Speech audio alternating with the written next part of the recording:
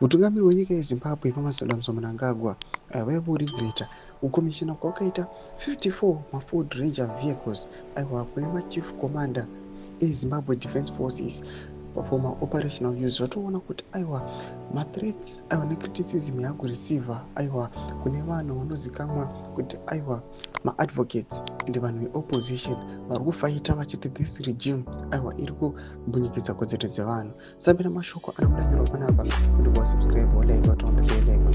Tinoti ndingongona tanga posting pictures emamota vehicles amuri kuona kati His Excellency the President and Commander in Chief commissioned 54 Ford Rangers vehicles to the Zimbabwe Defence Forces for operational use.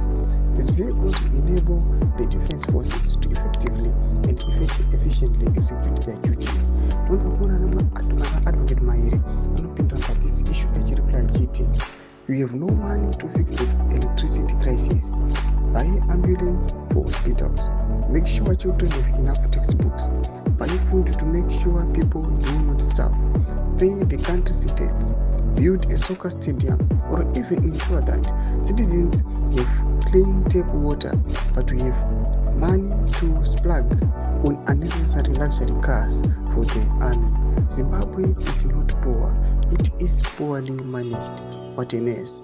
We need new leaders. Domashoko anoita kupinda pane advocate Fatsenmail anotoshaya kuti mutungamiri wenyika kana achinokomishina these motor vehicles 54 kune maarmy commander, is it kuti ari kutya or he is bribing them?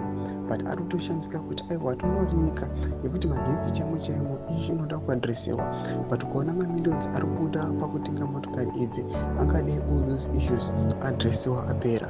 Tudze mafunguro enyu muri kudema musoro mechiitiko ichi papinda comment section yedu. What is mafunguro enyu? Subscribe or like, turn on the bell icon.